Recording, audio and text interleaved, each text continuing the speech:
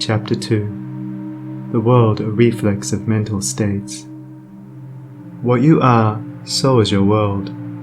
Everything in the universe is resolved into your own inward experience. It matters little what is without, for it is all a reflection of your own state of consciousness. It matters everything what you are within, for everything without will be mirrored and colored accordingly. All that you positively know is contained in your own experience. All that you ever will know must pass through the gateway of experience and so become part of yourself. Your own thoughts, desires, and aspirations comprise your world, and, to you, all that there is in the universe of beauty and joy and bliss, or of ugliness and sorrow and pain, is contained within yourself. By your own thoughts you make or mar your life, your world, your universe. As you build within by the power of thought, so will your outward life and circumstances shape themselves accordingly. Whatsoever you harbor in the inmost chambers of your heart will, sooner or later, by the inevitable law of reaction, shape itself in your outward life. The soul that is impure, sordid and selfish is gravitating with unerring precision toward misfortune and catastrophe.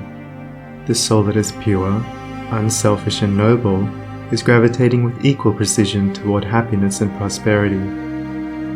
Every soul attracts its own, and nothing can possibly come to it that does not belong to it. To realize this is to recognize the universality of divine law.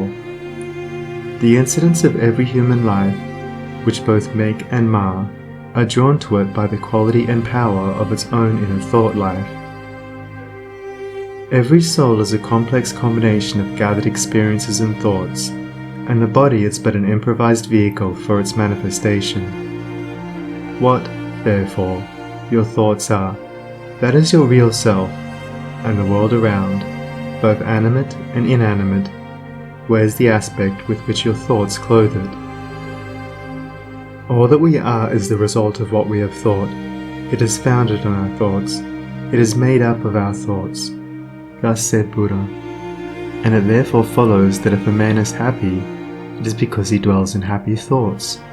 If miserable, because he dwells in despondent and debilitating thoughts. Whether one be fearful or fearless, foolish or wise, troubled or serene, within that soul lies the cause of its own state or states, and never without. And now I seem to hear a chorus of voices exclaim, "But do you really mean to say that outward circumstances do not affect our minds?" I do not say that, but I say this, and know it to be an infallible truth, that circumstances can only affect you in so far as you allow them to do so. You are swayed by circumstances because you have not a right understanding of the nature, use, and power of thought. You believe, and upon this little word believe hang all our sorrows and joys, that outward things have the power to make or mar your life. By so doing, you submit to those outward things, confess that you are their slave, and they your unconditional master. By so doing, you invest them with a power which they do not, of themselves, possess, and you succumb, in reality, not to the mere circumstances, but to the gloom or gladness, the fear or hope, the strength or weakness, which your thought sphere has thrown around them. I knew two men who, at an early age, lost the hard-earned savings of years. One was very deeply troubled, and gave way to chagrin, worry, and despondency. The other, on reading in his morning paper that the bank in which his money was deposited had hopelessly failed, and that he had lost all, quietly and firmly remarked, "Well, it's gone, and trouble and worry won't bring it back, but hard work will." He went to work with renewed vigor, and rapidly became prosperous, while the former man, continuing to mourn the loss of his money, and to grumble at his bad luck, remained the sport and tool of adverse circumstances, in reality, of his own weak and slavish thoughts. The loss of money was a curse to the one because he clothed the event with dark and dreary thoughts. It was a blessing to the other because he threw around it thoughts of strength, of hope, and renewed endeavour. If circumstances had the power to bless or harm, they would bless and harm all men alike. But the fact that the same circumstances will be alike good and bad to different souls proves that the good or bad is not in the circumstance, but only in the mind of him that encounters it. When you begin to realize this, you will begin to control your thoughts, to regulate and discipline your mind, and to rebuild the inward temple of your soul, eliminating all useless and superfluous material, and incorporating into your being thoughts alone of joy and serenity, of strength and life, of compassion and love, of beauty and immortality.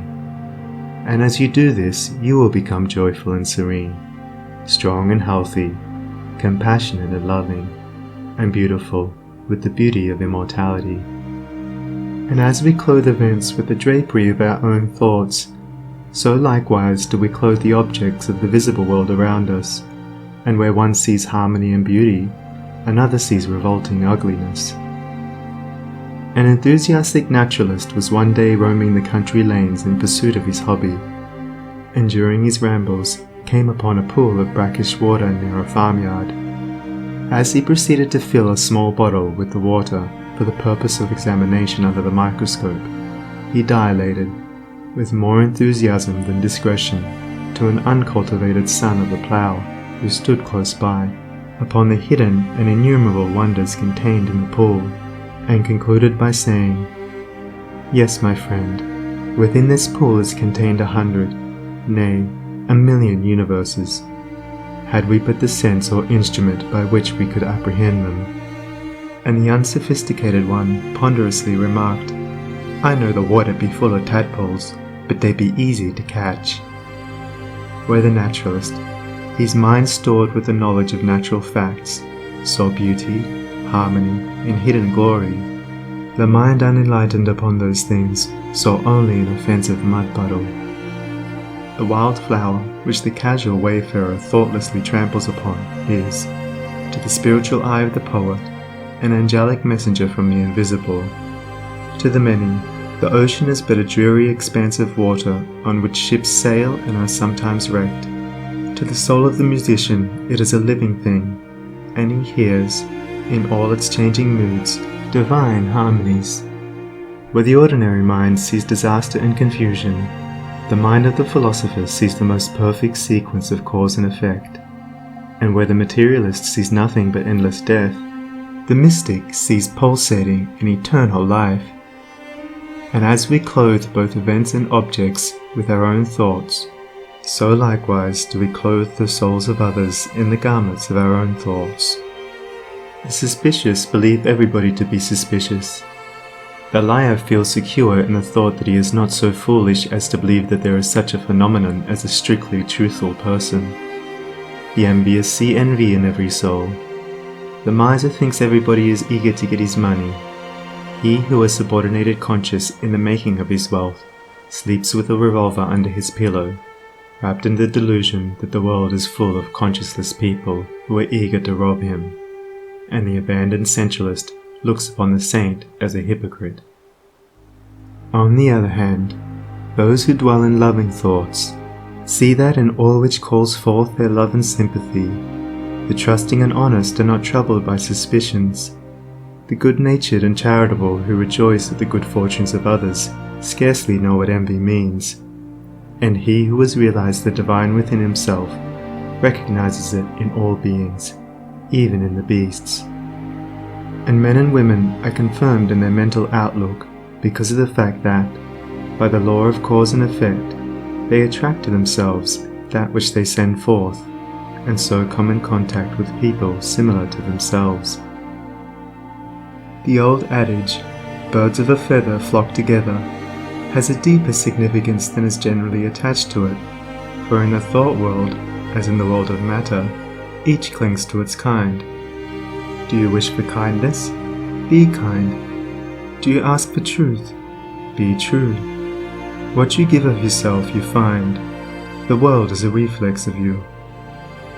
If you are one of those who are praying for and looking forward to a happier world beyond the grave, here is a message of gladness for you. You may enter into and realize that happy world now. It fills the whole universe, and it is within you, waiting for you to find, acknowledge, and possess. Said one who knew the inner laws of being, "When men shall lo here or lo there, go not after them. The kingdom of God is within you." What you have to do is believe this. Simply believe it with a mind unshadowed by doubt, and then meditate upon it until you understand it. You will then begin to purify and to build your inner world, and as you proceed, passing from revelation to revelation, from realization to realization, you will discover the utter powerlessness of outward things beside the magic potency of a self-governed soul. If thou wouldest right the world, and banish all its evils and its woes, make its wild places bloom, and its drear deserts blossom as the rose, then right thyself. If thou wouldest turn the world from its long, lone captivity and sin, restore all broken hearts, slay grief, and let sweet consolation in, turn thou thyself. If thou wouldest cure the world of its long sickness, end its grief and pain, bring in all healing joy, and give to the afflicted rest again, then cure thyself. If thou wouldest wake the world out of its dream of death and darkening strife, bring it to love and peace, and light and brightness of eternal life, wake thou thyself.